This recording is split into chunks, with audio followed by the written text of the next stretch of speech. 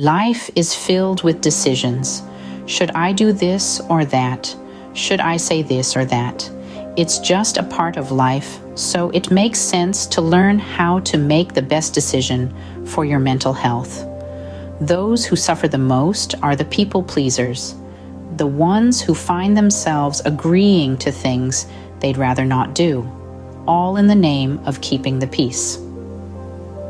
But what happens when you are the one that is not at peace because you're so busy making sure everyone else is?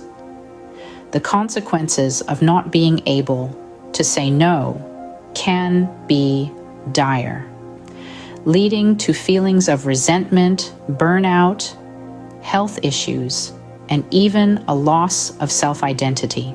Imagine the word no like a shield. It's not an offensive weapon. It's a tool of protection. Wielding it doesn't make you a bad person. It makes you a person who values their time, energy, and mental health. So, how can you start using this shield without alienating the people in your life? First, understand the value of your time. Time, once spent, never comes back. Every minute you spend doing something you'd rather not do is a minute you're not spending on something that brings you joy or fulfillment and destroys your sense of authenticity. So when faced with a request or demand, ask yourself, is this a good use of my time? If the answer is no, then it's time to use your shield. Next, practice saying no in low-stakes situations.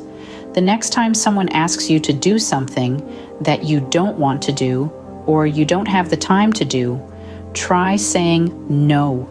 It will feel uncomfortable at first, especially since you rarely use that word. But the more you practice, the easier it will become. Thirdly, communicate your no effectively.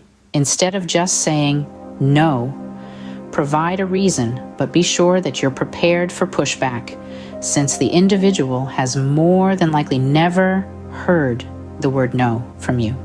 So be prepared to stand your ground. This shows respect for the other person's request, while also setting boundaries for yourself. Remember, it's okay to prioritize your own needs. It's not selfish, it's self-care. You can't pour from an empty cup, so make sure to fill yours first. One of the most powerful tools in your arsenal is the ability to negotiate.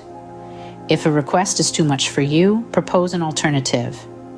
This shows that you're not just dismissing the request outright, but are willing to find a solution that works for both parties. In the end, the goal isn't to become a person who always says no, but a person who can say no when it's necessary. It's about finding a balance between being helpful and being respectful of your own needs and boundaries. In this journey of self-discovery and boundary setting, remember these key strategies. Understand the value of your time. Practice saying no in low-stakes situations. Communicate your no effectively. Prioritize your own needs. And finally, negotiate when a request is too much. By implementing these strategies, you can stop being a people pleaser and start living a life where your time, energy, and mental health is valued and prioritized. It won't be easy, but it's necessary and worthwhile.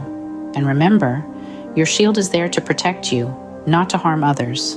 So wield it wisely and watch as your world changes for the better. Please like, share, and subscribe. Thanks for listening.